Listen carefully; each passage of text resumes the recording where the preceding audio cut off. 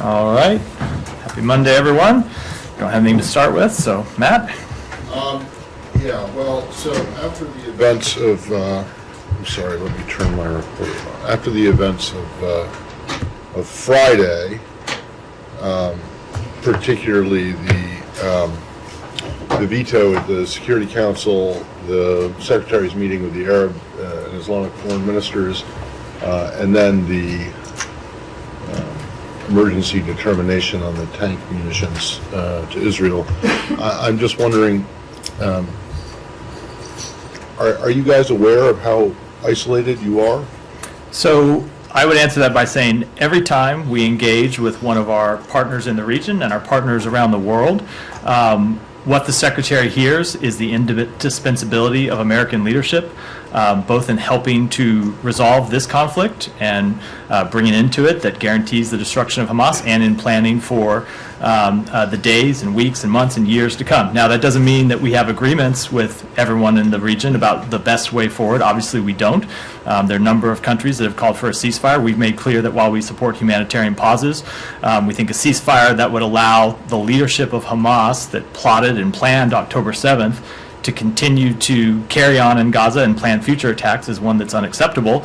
While we have disagreements, ultimately, that American leadership is critical both in this conflict and to broader issues in the region. And you think that you are demonstrating American leadership now? Absolutely, and that does not mean that we are going to agree with every country about everything. About any country. So you don't agree with any country. That is not at all. Maybe Israel. That is not at all. We don't agree with Israel on everything related to this conflict. But what happened on Friday and Saturday and over the weekend, you have one country that stands.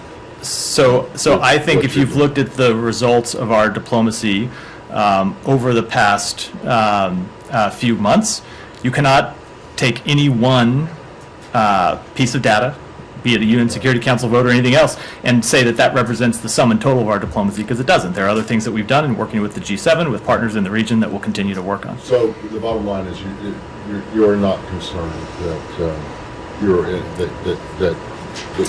it appears the rest of the world, with the exception of Israel, I would say is angry at you and is not, is unhappy with the position that the administration has taken, and that is American leadership. I would say that this conflict has posed a number of obstacles for Israel, for countries in the region, for the United States, for the entire global community.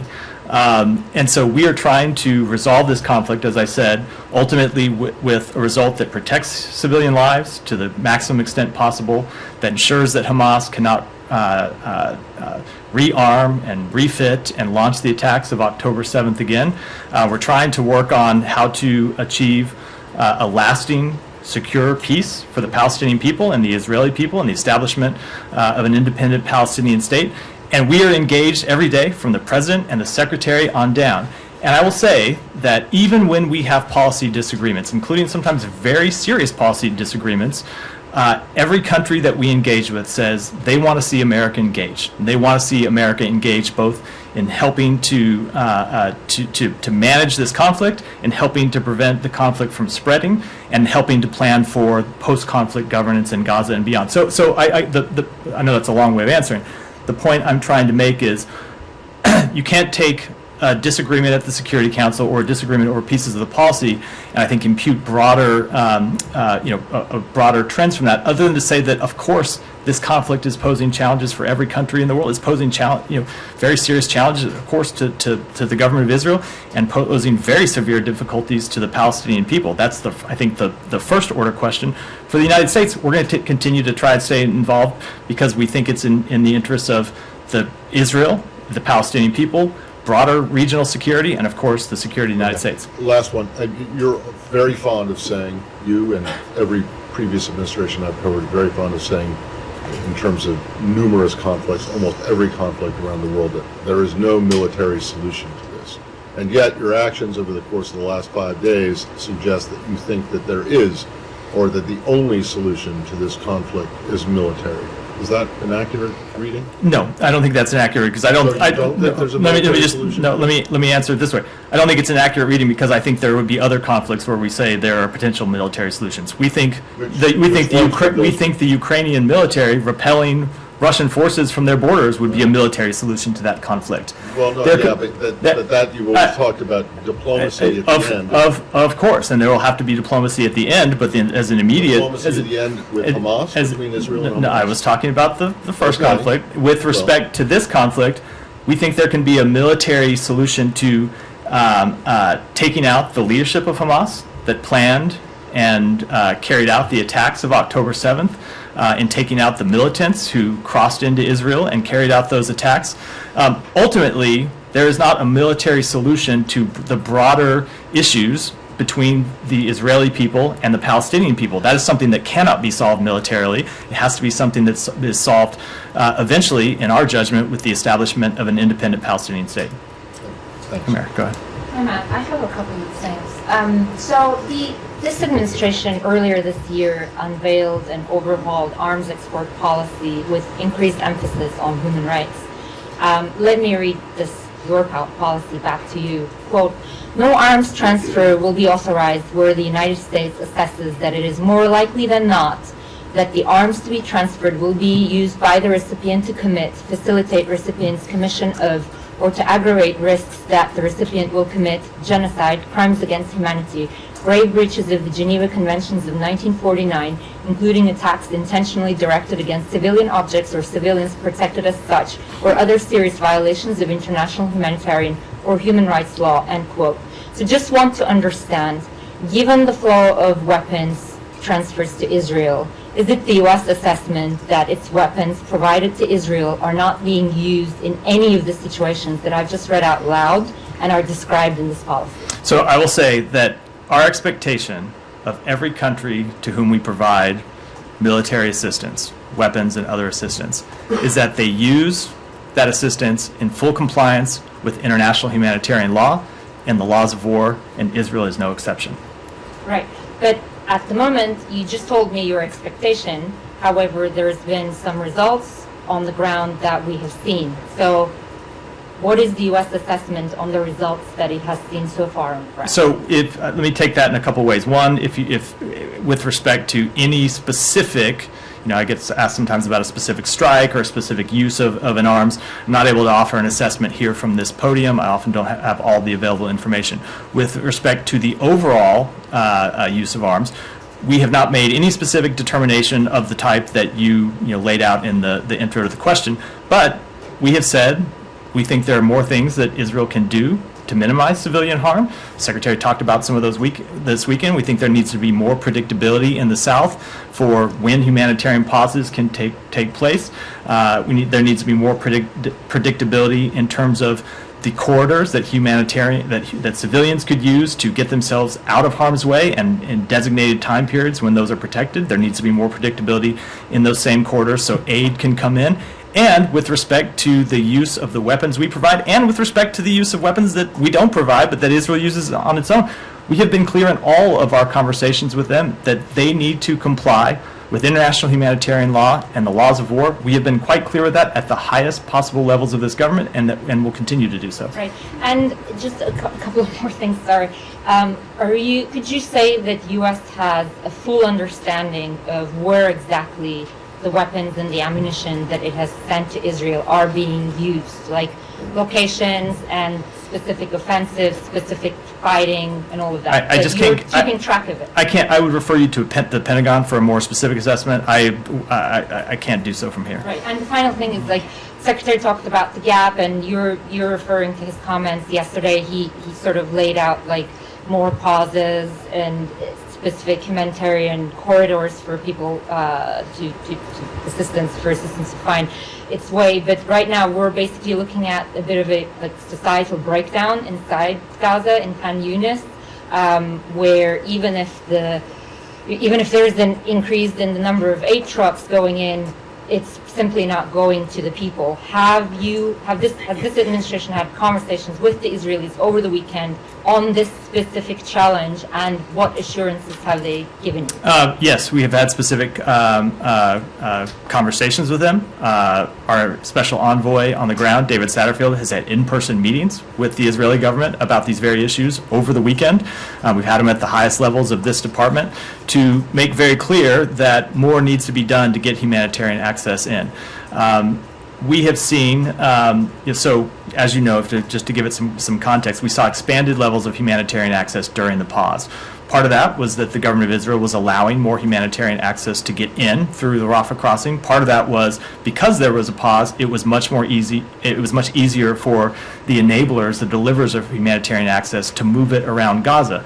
Since the resumption of combat operations in the south, we have seen the Israeli government decide to let more humanitarian assistance in, which is good, something we support, something that we have urged them to do and have been gratified that they have done. And there has been, the problem is now getting that humanitarian access not just through Rafah, but then delivered to the people who need it. And that goes to what I was laying out at the beginning, which is there needs to be more predictability in terms of when there are pauses, where there are pauses, so civilians can get to safe areas, and so the humanitarian access can be delivered. And I will say, we are laser focused on that and have had ongoing, sometimes nearly hourly conversations with the government of Israel, as well as, I should say, with United Nations agencies about how exactly to implement that. Jen. Matt, can I follow up? You and the Secretary have laid out these additional steps you'd like to see Israel take, but have you given them any ultimatum to actually take those steps? Will there be any punitive measures if they continue to refuse to do so? So I am never going to speculate about what steps we might take in public. I will say that if you look at the totality of the Secretary's engagements with the government of Israel, on his first trip to the region, went to Israel, went around the region, came back and said to the government of Israel, we need you to open Rafah Gate to allow humanitarian access in. And as you may recall, there was a big negotiation over that, and ultimately we got humanitarian access in. On his second trip to the region, he came and said, we need to see humanitarian pauses, and was very clear with the government of Israel that that's what we wanted to see. You might remember that the government of Israel rejected it out of hand publicly. A few days later, started to implement daily humanitarian pauses of, I think, 6 hours or so. We eventually saw those expanded to other pauses. We are continuing to engage with them now on things we want to see. Last week, we were engaging with them to get more fuel in, so you could run desalination plants so people get water, so humanitarian access could be delivered. And I think, as you know, initially there was a reluctance to allow a certain amount of fuel in. That level of fuel has gone up. So the approach that we have taken in conducting intense diplomacy and then sometimes having some very direct, candid conversations with them about what our expectations are and what we want to see done has delivered results. Does that mean there's not more to be done? Of course not. There is very much more to be that can be done, and we will continue to engage with these conversations with them. But Matt, I mean, international humanitarian groups, these ministers he met with on Friday, are saying there's not time for this incremental approach. There's not time for this to take weeks and weeks to play out. So are you putting additional pressure on them to say, like, this needs to be done in the coming days, the coming hours, as the situation on the ground is completely collapsed? We do not want to see it take weeks. We share those concerns about the situation on the ground, which is very,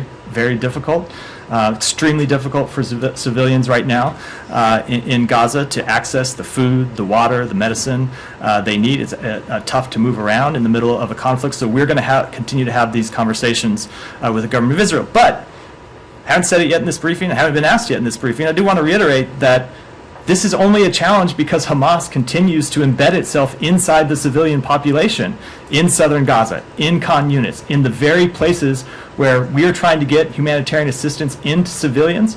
The reason it is so difficult to do all this is that Hamas will not vacate its tunnels. Hamas will not stop hiding behind civilians. Hamas will not lay down its arms. So we always need to remember that the situation that Israel is operating in is really unprecedented in trying to conduct urban warfare in this very dense environment where you have an opponent who just carried out a brutal terrorist attack and is committed to carrying out more terrorist attacks, continues to hide behind the civilian population. Now, that in no way lessens Israel's responsibility, and in no way lessens our commitment to be very clear with Israel about what their responsibility is. But I do think we have to remember that That's what makes this thing so difficult from the beginning. I have one more on Israel and one on Yeah. a separate topic. Go ahead. Photos emerged, I don't think you've been asked about this at the podium, photos emerged last week of Israeli forces detaining, blindfolding, and having stripped down men in Gaza. Does the State Department have any comment on this? Do you think it's appropriate for such images to be taken? Do you agree with the Israeli assessment that these were Hamas fighters, given there are people who are saying these are normal civilians, family members? So those images were, we found those images deeply disturbing, and we are seeking more information, both about the nature of the images and, of course, why they're public in the first place. Have you gotten any responses from the We are Israeli seeking more government? information. I don't have a response at this point. And can I ask on a separate topic? Yeah, of course. Alexei Navalny's team says he has been missing for several days. They have no idea where he is. Does the state have any information on his whereabouts or what's going on there? We do not have any information about his whereabouts. We are deeply concerned for Mr. Navalny's well-being after his lawyers have stated that they have not been able to contact him for almost a week now, and after he did not appear at his scheduled court appearance today. We have communicated to the Russian government that they are responsible for what happens to Mr. Navalny while he's in their custody, and they will be held accountable by the international community. We have repeatedly joined Mr. Navalny's family, his colleagues, supporters around the world in calling for his immediate release without conditions, and for the Russian government to end its continued repression of independent voices in Russia who are subject to relentless harassment and intimidation for exercising their human rights, and will continue to follow the cases of everyone in Russia who has been illegally detained. Sorry, quick clarification. You've communicated that message to Russia since the news of him We going have. missing? We have. And at what level was that communicated? I don't have a specific readout. Can I- I'll come. Jennifer's, picture- Saeed, Okay. I'm going to call him. I'll come. You know, every day I come to you. So go ahead. I know you do. Ask a slightly different version of what Humaira has been asking about, and to specify that this is without regard to internal deliberations, specific attacks, any formal determinations the U.S. may have made. Is the U.S. collecting any information about whether war crimes have been committed in Gaza by either side? So we are monitoring everything that happens in this conflict.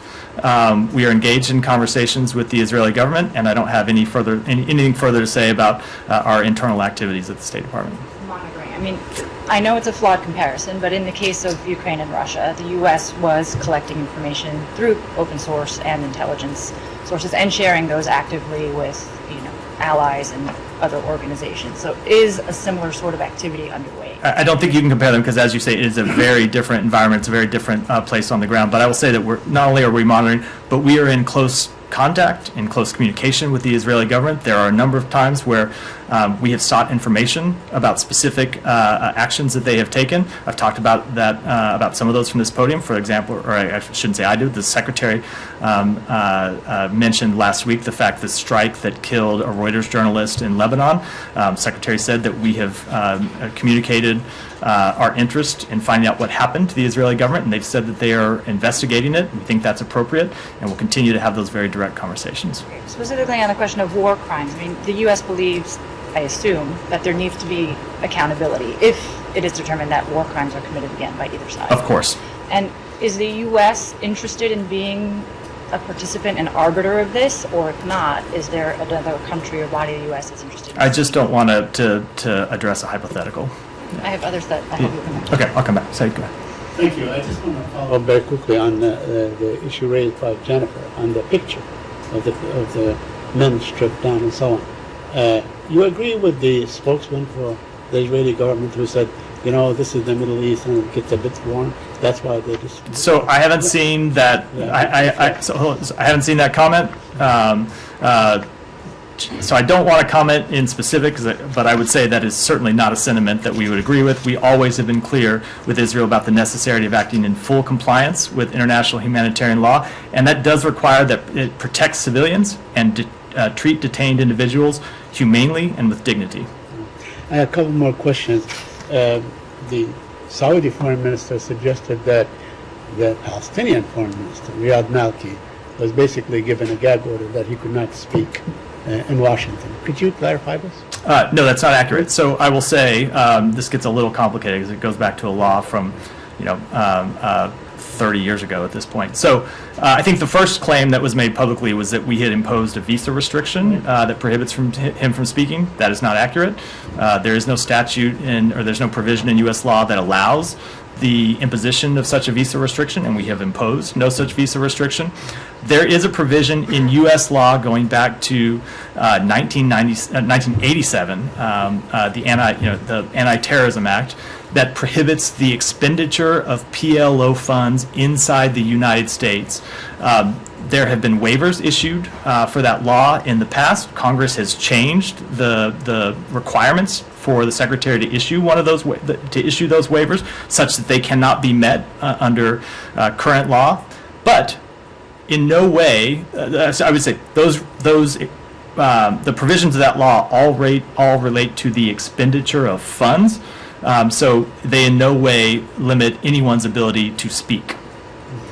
Okay, just a couple more questions. Now, you said that the stated goals, Israel's stated goals, which you agree with, which is to end Hamas, defeat Hamas, change the regime in Gaza, whatever that means, and so on, and free the hostages. Now, it has been 65 days. We have not seen any Hamas leaders brought out or killed or named as such, and so on.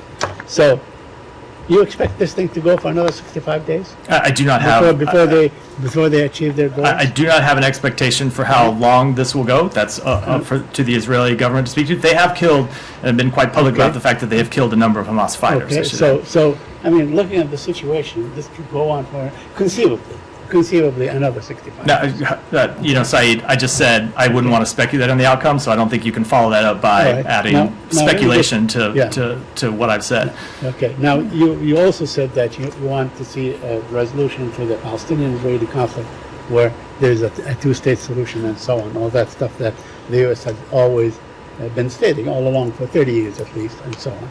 Now, today, the Israeli Prime Minister spoke to the Defense and Foreign Relations Committees in the Knesset, and he said two things. He said no Palestinian state, no to Palestinians for any circumstance, no Palestinian Authority in Gaza, no Hamas, and so on. So, do you have any comment on what the Prime Minister of Israel, who obviously wields a great deal of power? I mean, he's destroying the Palestinians to smithereens. Do you have any comment on what he said? I think I said earlier in this briefing that we don't agree with Israel on everything, and certainly this would be an example. The Secretary has been quite clear on what our goal is for post-conflict governance. The President has been quite clear that we want to see the Palestinian Authority reuniting the West Bank and Gaza. Making clear we don't want to see any Israeli occupation, making clear we don't want to see a reduction of Gazan territory. So we have laid out the principles that the United States stands by, and we will continue to engage not just with the government of Israel, but with our other partners in the region about how to make those, turn those principles into reality. So why not say, this is the Palestinian state that we recognize. Its borders are this, it is this, and so on. Its characteristics are such and such. Why not do that? Because we think ultimately this is best resolved by diplomacy and negotiations, which is what we're pursuing. Thank you, Matt. Would you say that under U.S. law, that any individuals or entity or government that provide financial support to a terrorist organization is vulnerable to, or liable rather, to prosecution by the U.S. government? I don't think I'm going to start speaking to any prosecutions by the U.S. government from this podium. That's a matter for the Justice Department, let alone hypothetical ones. Yeah, but you know for a fact that anybody who gives material support to a terrorist organization, you will accuse them of supporting this terrorist organization. I know the status of U.S. law about material support for terrorism, but when it comes to speaking about who might get prosecuted and who might get not, you understand that's not something that the State Department does. Okay, I'm just asking you a question because I'm sure you saw the Times report that the Israeli intelligence, with the approval of Netanyahu, has carried suitcases full of cash to Hamas. And the purpose was declared, and this is quotes, that basically this is the only way to prevent a two-state solution, if we can only prop up the extremist Hamas in Gaza. So in this case, won't the Israeli government will be liable for prosecution because they given financial aid to a terrorist organization that you list on your own State Department website as a terrorist organization? Again, I'm not going to speak to prosecutions from this podium. It's not something we do at the State Department, and it's not something we speak to. The Justice Department is quite clear about they're the only ones inside the government that speak to prosecutions. Okay. You saw the UN report that half of Gazans actually are facing starvation. Apart from Hamas, who you blame normally, who else is bearing responsibility for half of the population that actually can be starving? So what I think is that everyone involved in this conflict needs to do more to allow humanitarian assistance to get in and allow the people in Gaza to be able to move around to get access to humanitarian assistance. Of course, there is Israeli government plays a role in that. Partners in the region play a role in that. The UN agencies play a role in that. And the United States is actively working with all of them to try to increase the amount of humanitarian assistance that gets in for those civilians who desperately need it. Okay, and finally, you described these images as disturbing, and you said you're seeking more information from the Israelis on this. But actually, by definition, according to the Geneva Convention, if an army, which is in this case, these videos were released by the Israeli army, filming a civilian population, we know some of them are civilians because some of our colleagues, including journalists, were among them. You take pictures of them and you put them publicly, that's already a violation of the Geneva Convention and how do you treat prisoners of war. So why do you need to seek more information where you can actually condemn Because, this as I as said, a violation of international law? Because all we've seen are the images, and as I've said, we're seeking more information about both the status of those individuals, the status, the circumstances in those videos, and how ultimately they became public, which is very relevant to the very question you asked. Michelle, go ahead. Thank you. I have a couple of questions, if you don't mind. Did the U.S. first warn the Iraqi Prime Minister al-Sudani of harsh consequences if Iraq does not act to stop the attacks on American and American facilities in Iraq? So what I will say is that we have had conversations with the Iraqi government, and that includes the secretary who traveled to Iraq several weeks ago to meet in person with Prime Minister Sudani, and then had a phone conversation with him a little over a week ago to speak about a number of things. But one of the things he made very clear in that conversation is the same thing our ambassador has made clear, and the same thing others in the U.S. government have made clear, that U.S. forces are in Iraq at the invitation of the Iraqi government. They're there conducting an anti-terrorism mission that benefits the Iraqi people.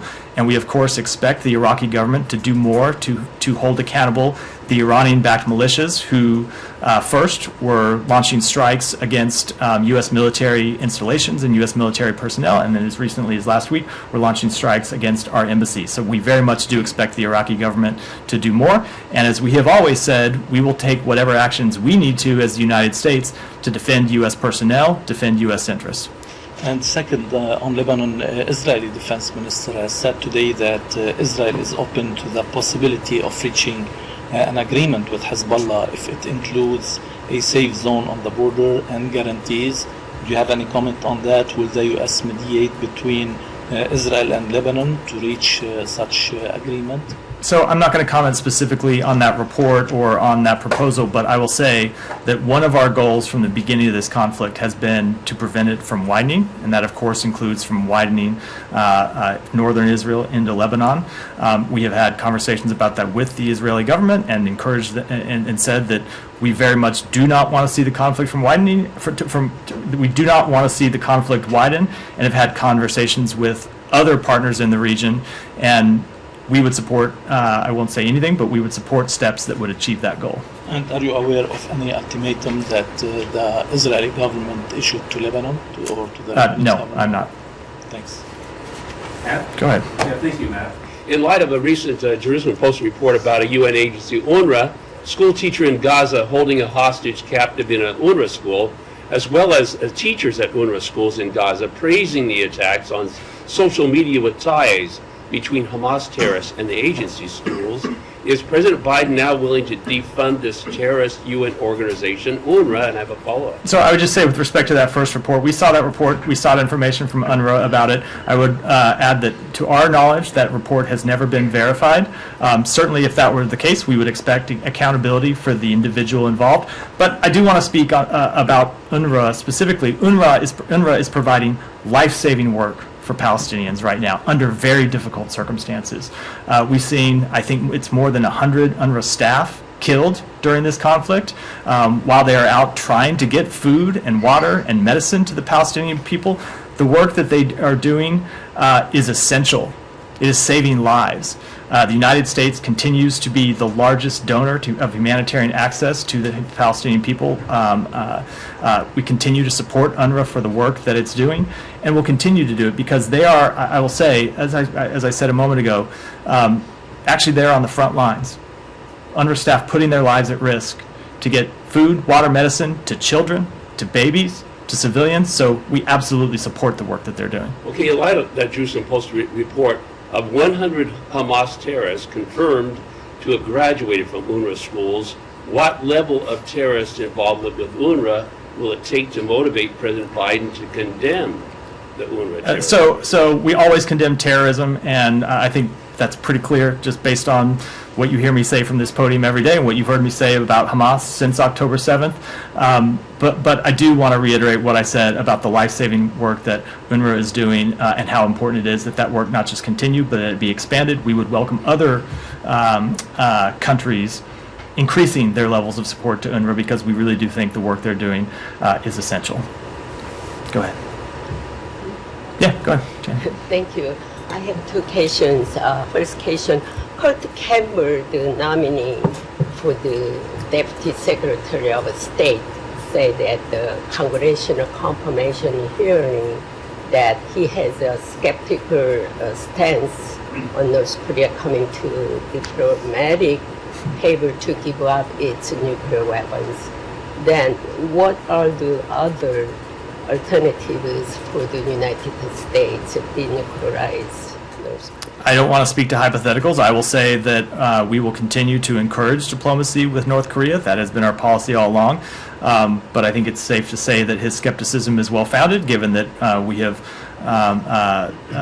seen North Korea refuse to accept our offer to pursue diplomatic alternatives since the beginning of this administration. And beyond that, I wouldn't want to speculate about others. As long as North Korea is providing arms and ammunition to Russia, do you think South Korea should continue to provide artillery shells to support to Ukraine? I just don't have any comment on that. I'll let South Korea speak to its own decisions. Go ahead. Thanks, I appreciate it. Just if you have any reaction to the Washington Post report that Israel used white phosphorus on civilians in southern Lebanon. And then the second question, you mentioned earlier in the press conference that Secretary Blinken referenced the killing of Issam Abdullah, and yet just Friday or Saturday, was it, you fast-tracked 13,000 of the same shells that killed him. So is there like an incongruity to what the department is doing and saying?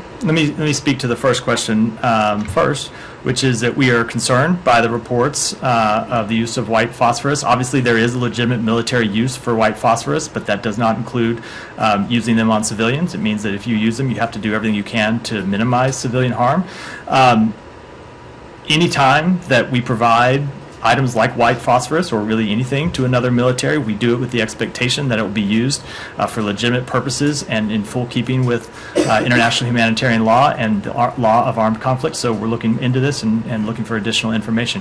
And then with respect to your first question, you heard the Secretary speak to this yesterday. If any of you were up early on Sunday or early-ish, you would have heard him speak to this and make clear that, look, Israel is engaged in a very difficult military campaign against a terrorist organization that says it wants to repeat the attacks of October 7th. He decided that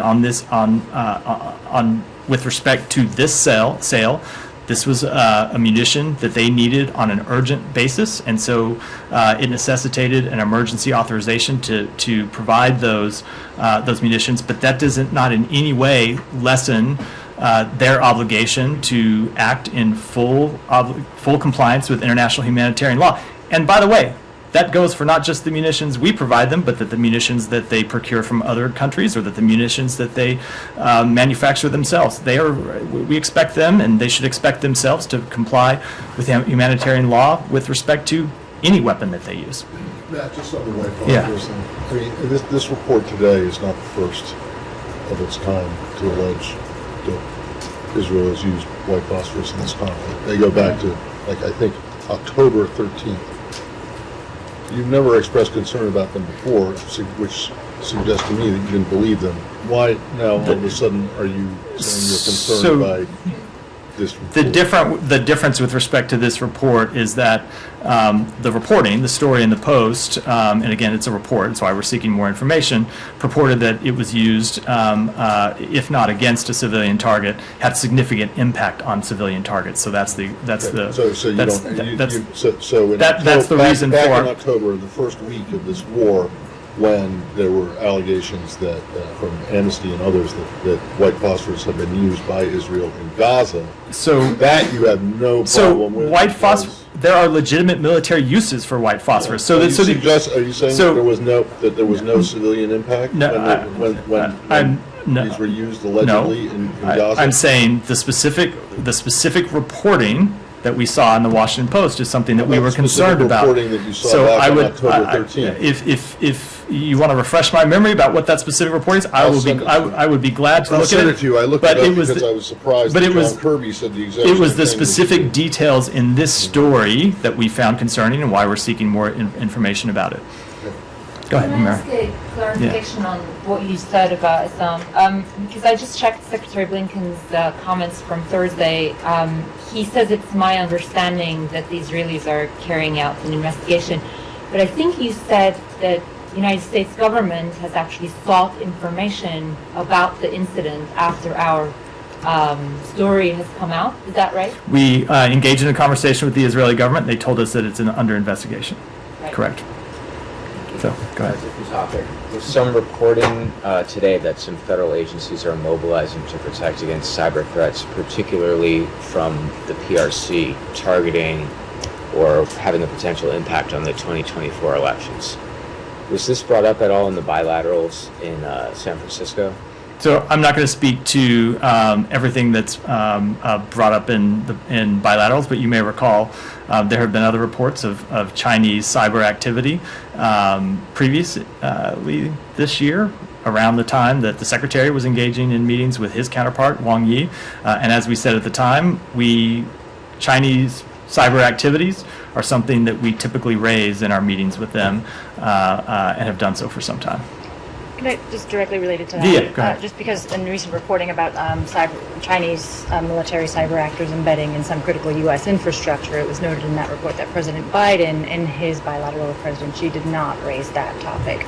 So just specifically on that issue, has Secretary Blinken in his recent interactions raised what is now known to be a significant Chinese presence in some critical U.S. infrastructure? I just don't want to give a specific readout about what our private diplomatic conversations, but this is an issue that we have raised on a number of occasions with the Chinese government.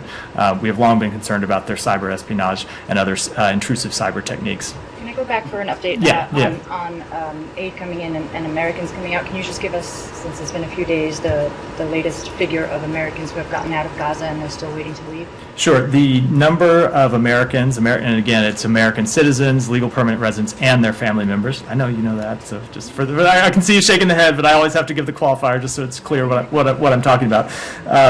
Over 1,200 who have made it out now, and there are somewhere around 900 who are remaining. And to circle back on those reports of a potential American casualty, somebody who's waiting to leave Gaza. We still have not been able to confirm it. It's something we're trying to do. I had a follow-up conversation with someone today trying to get more information and confirmed that no, we have not been able to track down any further details or confirm that, in fact, there's an American citizen who died in Gaza. Have you enlisted the Israelis in helping verify that? We have tried, I don't want to speak to specific methods, but we have tried a number of different avenues to try to confirm whether this person indeed died. The safety and security of any American citizen anywhere in the world is our first priority. It's of utmost concern. We're actively trying to confirm information and just haven't been able to do so as of yet. Okay, Can I just go back? Maybe two minutes. No, I just want to go back to this white phosphorus thing because I pulled it up. Right, this is the. I'm just going to read you the first sentences. Amnesty International's crisis response program gathered compelling evidence documenting the use of white phosphorus artillery shells by the Israeli army in densely populated civilian areas in Gaza. Again, That didn't bother you? again, You I weren't don't concerned, you didn't know. express Let me. concern then about that. I don't know This this. is- So I'll send it. I to know, you. but I don't know the specifics of whether people were evacuated from those areas before they were used. I don't know any of the specific. Does it matter? Certainly, This is October 13th. certainly would matter if were evacuated. if people just say if people had moved out of an area and you were only there were only military attack. Of course, it would matter. I would say, Matt, but let me just say, anytime that we saw white phosphorus being used in a way that would harm civilians, of course it was something that we would be concerned about, which is why when we saw the reports in the Post, we said that it's something we found concerning and are seeking more I'm just information curious about. as to why you didn't find it concerning the first time. So October 13th, I think I was on a trip to the Middle East, not standing I here, was not too, standing here so- at this podium taking Well, questions. okay. Had I been here and you asked me questions, maybe I would have said that. Sorry, can I Yeah, ask a go ahead. clarification on your clarification? Because Clarification of my Yeah, clarification. because engaged in conversations is like Diplo speak, and it's just when the U.S. government, when you guys saw the Reuters investigation about the killing of Issam Abdallah by Israeli tank fire, did you ask the question to the Israelis? Like, what is engaged in conversation? I am not going to get into those private diplomatic conversations, but we saw the report. We wanted to have more information about it. We engaged with the Israeli government, as we do quite regularly with these types of reports, and we're told it was under investigation. But was the question about, targeting of journalists, or was it whether they were the same shells that are provided by the U.S.? I'm not going to speak to this specific engagement, but we regularly engage with them about the importance of engaging in international humanitarian law, the importance of doing everything they can to minimize civilian harm, and that, of course, includes journalists. And did they give you a time frame on when their investigation about I'm Sam just and not. all of the other That is journalists that is a that were wounded that is a would be question. completed? That is a question for them to answer. It pertains to their investigation. Go ahead.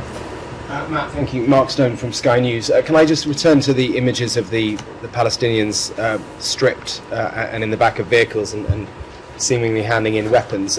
Why not just condemn the images now? Why wait for an investigation as you've asked for? As I said, we found them deeply disturbing. I just don't have any additional comment on it. But can I follow up? Is there any circumstance in which those sorts of images would be acceptable? Again, we found them disturbing. I don't want to discuss other potential circumstances. We have found them disturbing. We've asked them to clarify the circumstances of these detentions, and we're going to look to them to provide those details. And how long will you wait before? That is how long it will take is a question for them. We have pressed them for details about these circumstances. We expect them to provide them. Okay, because the reason I ask is because on many different moments over the course of the past, however many weeks it has been, we've heard the American administration say we've asked for, we're concerned, or we've asked for clarification, we've asked for more detail, and yet the moments keep coming. And I wonder, is it actually the case that you are behind the scenes actually not that worried about Israel's tactics, its military tactics on the ground? Or have you lost all leverage with the close allies? So I appreciate the gotcha nature of the question. Genuinely, it's not. Sure. Genuinely it is, but that's okay. It's fair. It's not a gotcha moment. If you stop, I'll answer the question. I answer questions of all types. I will say that you should take our words at face value. When we're concerned about something, it's because we're concerned. And when we say that we have direct, candid, sometimes quite difficult conversations with the Israeli government, it's because we do. And I will go back to something that I said earlier in this briefing. When you look at the totality of our engagement with the Israeli government over the course of this conflict, there have been a number of times where we went to them and said, this is an action we need you to take. And the reaction from them has been, oh, it's something that we can't do. It will be very difficult. You've seen them come out publicly and reject it. And we work on it behind the scenes and we deliver results. We've done that with respect to pauses. We've done that respect to humanitarian assistance. You've seen us do that just in the past week with respect to fuel. You've seen us do it with deconfliction zones in the south to ensure that there are places where civilians can be that are the deconfliction sites so they're not struck by the Israeli military. So we mean very much what we say. We follow up with the Israeli government. Sometimes things don't move as quickly as the public would want. They don't move as quickly as we want. but we engage with them on these tough conversations because we care very much about getting this right. We care about protecting civilians. We care about getting access to the care that they need. And so we will continue to engage with the Israeli government at all levels on all of these issues. So lastly, if I could just... Okay. That's a lot. Thank you Go ahead. very much, Matt. I want to dedicate this question to my father, a journalist who started the Frontier Post 40 years ago from Peshawar, who passed away 2 days ago. Both the questions are dedicated to him. Number one question is Pakistan and Afghanistan relations are going down. Imran Khan even wrote a special letter about it from jail the other day, where he said that the relationship are going very down, and the way Pakistan is kicking out the Afghan is very disrespectful. And my father personally played a very positive role in bringing peace during the civil war days in Afghanistan. Is the U.S. at all concerned about the relationship going back?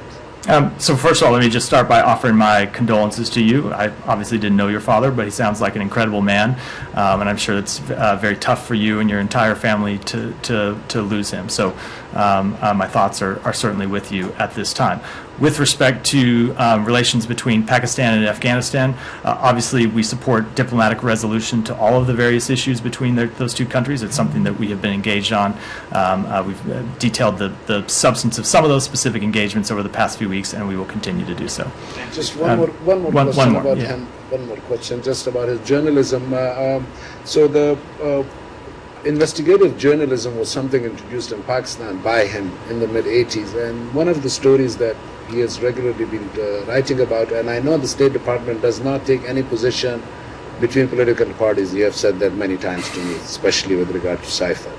But regarding condemnation, the U.S. does not support corrupt and criminal leaders around the world. That's a clear fact. In Pakistan, Prime Minister Nawaz Sharif, 3-time Prime Minister, the Frontier Post had published stories about him taking money from Osama bin Laden to disrupt Benazir government.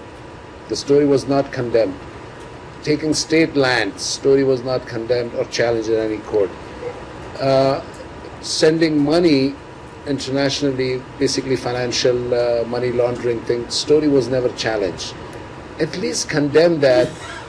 Okay, the U.S. had no role in Imran Khan removal, but at least say something about that a Panama paper convict has come back to Pakistan. Pakistani Americans are upset at Biden for being silent about it. They feel like you have brought this old corrupt criminal leader back into Pakistan, and he's coming back to. So at least condemn the corrupt politicians. So I will just say, with respect to that, especially the last part of your question, that the United States does not play any role in choosing the leaders of Pakistan. We engage with the leadership leadership decided by the Pakistani people, and we will continue to engage with the government of Pakistan on all these issues. Go ahead, and then we'll wrap for today. Yeah, go ahead. Thank you, Mark. Two questions about Afghanistan. Taliban still didn't bring any change on their plan regarding Afghan women, and President Biden last week, he was concerned about terrorist activity like Daesh and other terrorists. Any comment about that? And also recently there is a report published that former Afghan House speakers under President Ghani's government has been listed through by the U.S. Treasury. And like him, there is so many people that they are involved in corruption in Afghanistan. As Mr. Afridi raised this issue 2-3 years ago, and he keep asking me, is there a U.S. As a plan to, blacklisted other corrupt people in Afghanistan? So we have taken action to designate former members of the Afghan parliament and their immediate family members, which renders them generally ineligible to enter into the United States because of their involvement in significant corruption. The Treasury Department has also designated these individuals under the Magnitsky Sanctions Program for their extensive role in transnational corruption. Treasury designated a network of 44 companies connected to them for their role. So I will say that we will continue to take action to combat corruption, both in Afghanistan and around the world. And with respect to the first question you asked, of course, we continue to be very concerned about the treatment of women and girls in Afghanistan. We continue to be very concerned about the potential for terrorist activities in Afghanistan. We've made clear that we maintain the capability to conduct over-the-horizon anti-terrorism activities. And of course, we expect the Taliban to prevent Afghanistan from being a haven for terrorism as it has been in the past. And with that, we'll wrap for today. Thanks, everyone.